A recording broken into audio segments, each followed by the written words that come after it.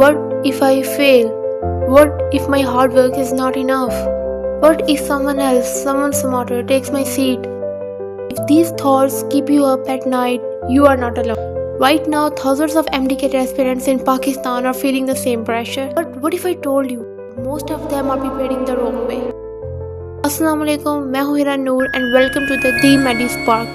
I am an MBBS student at Mohtarama Binti Bhutto Shaheed Medical College. मैंने first time MDK 2022 में दिया था and I secured 165 out of 200 and that was not enough for a government medical college seat. So MDK repeat किया 2023 में and secured 184 out of 200. Also, I improved my FSC जिससे मेरे marks increase हो गए from 999 to 1027 out of 1100. Today, I will give you insights into what worked for me and what didn't. So grab a cup of coffee, get comfortable and let's begin. Chapter 1. The biggest MDCAT lie. एक common belief है या एक myth है जो usually students सुन रहे होते हैं कि जो topper students है वो हर book read करते हैं cover to cover. If you want to succeed, you have to do the same. But that's not true. आपको हर बुक पढ़ने की ज़रूरत नहीं होती. You need the right books. Now how would you get to know कौन सी book पढ़नी चाहिए, कौन से बोर्ड की यूज़ करनी चाहिए, out of syllabus topics important है या नहीं है, एक्स्ट्रा डिटेल्स कौन सी करनी है कौन सी नहीं करनी. Let's talk about it in chapter 2, which is the science of smart studying. Smart study के लिए you have to follow 2 steps. First step is check your blueprint. आपका सिलेबस सिर्फ एक फॉर्मेलिटी नहीं होता बल्कि आपकी सक्सेस का रोड मैप है. हर एक्स्ट्रा किताब उठा लेना बिना मैप के सफ़र करने जैसा है, मंजिल दूर होती जाती है. So stick to what actually matters. हर एक्स्ट्रा किताब एक बोझ है जो आपकी स्पीड को स्लो कर सकती है. कोई भी चैप्टर या बुक स्टार्ट करने से पहले ब्लूप्रिंट से मार्क कर लो कि क्या सिलेबस में है और क्या नहीं है. Second step, ask your seniors. जो रास्ते पहले चल चुके हैं उनकी बात सुनो, उनसे सिंपल सवाल करो और extra topics necessary should study out of syllabus topics वो आपको अच्छे से एक्सप्लेन करेंगे.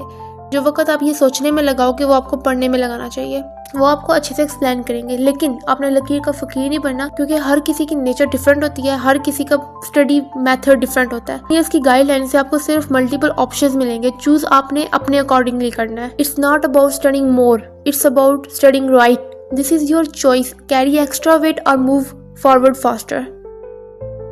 Chapter 3. Master your time. The Pomodoro hack. कभी महसूस किया है आप कितनी दफ़ा पढ़ने बैठते हो मगर थोड़ी देर बाद या तो डिस्ट्रैक्शन पकड़ लेते हो या फिर दिमाग ही थक जाता है. The problem, आपका स्टडी सेशन लिमिटलेस है मगर आपका फोकस नहीं.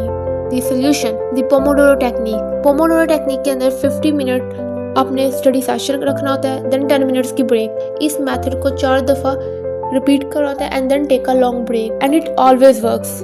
Why does this work? Number 1, brain fatigue कम होता है. नंबर 2, प्रोक्रेस्टिनेशन ख़त्म होती है. जब सिर्फ 50 मिनट का टारगेट हो तो स्टार्ट करना भी ईजी लगता है. नंबर 3, प्रोडक्टिविटी बूस्ट होती है. आप कम वक्त में ज़्यादा और बेहतर सीख सकते हो. And many more. It's not about studying longer, it's about studying smarter. Try it once, your brain will thank you. Chapter 4. Foggy brain trap. कभी ऐसा हुआ है कि आपने 1-2 टॉपिक्स पढ़े, थोड़ी देर बाद आपसे कोई उन टॉपिक्स के रिलेटेड क्वेश्चन पूछता है तो आपको आपके ब्रेन में वो पेजेस तो आ रहे होते हैं, उनमें जो डायग्राम्स होती हैं, जो पिक्चर्स होती हैं, आपको पता होता है कि वो लेफ्ट साइड पे थी या राइट साइड पे थी, लेकिन आपको कॉन्सेप्ट याद नहीं आ रहा होता जो आपने लर्न किया था. Why does this happen? Because your brain is not actively engaging with the material. आप सिर्फ पैसिव रीडिंग दे रहे होते हो. लेक्चर लिया, लेक्चर लेने के बाद आपने सिर्फ एक पैसिव रीडिंग दी और आप आगे चले गए. आपने अपने ब्रेन को एक्टिवली इंगेज ही नहीं किया जिसकी वजह से आपको सब कुछ भूल जाएगा. The fix, active recall. Here is what to do. First of all lecture लो और पैसिव रीडिंग दो वो करो. उसके बाद अपनी बुक को क्लोज करो and try explaining the concept to yourself without looking and believe me you will feel the difference. But if you struggle, open your book and review and try explaining to yourself again and again. ये technique आपके brain को force करती है कि वो information को actively retain करे, making it stick permanently. और सेकंड टेक्निक इसमें ये भी है कि आप जो भी पढ़े उसे विजुअलाइज करो. आगे MBBS में आपको हर चीज़ विजुअलाइज करके ही पढ़नी पड़ेगी एंड बिलीव मी इससे आपको चीज़ें लॉन्ग टाइम के लिए रिटेन रहती हैं. आपकी मेमोरी का वो एक पार्ट बन जाती है जो कभी डिलीट ही नहीं होती. Chapter 5. Time is running out. How to study everything in time.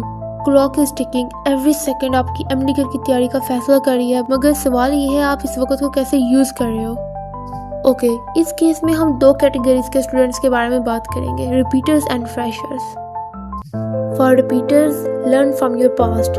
आपने एक दफ़ा एमडीके का सफ़र तय किया है, आपको पता है कि कहाँ गलतियाँ हुई थी, लेकिन सबसे बड़ी गलती जो अभी भी हो सकती है वो है वेट करना। लोग आपसे कहेंगे अभी ना पढ़ो, अभी बहुत टाइम, एमडीके से 2-3 महीने पहले पढ़ना स्टार्ट करना, वरना अभी पढ़ोगे तो सब भूल जाएगा। रॉन्ग। मुझे भी सीनियर्स नहीं कहा था कि नहीं पढ़ना, इवन कुछ सीनियर्स भी आपको यही गाइडलाइंस देंगे कि अभी नहीं पढ़ो, एमडीके से 2-3 महीने पहले पढ़ना। लेकिन बेहतरीन सीनियर वो है जो आपको न्यूट्रल होके गाइड करे। इसमें सीनियर की कोई गलती नहीं है, कुछ लोगों को मैसेज डिलीवर करना नहीं आता।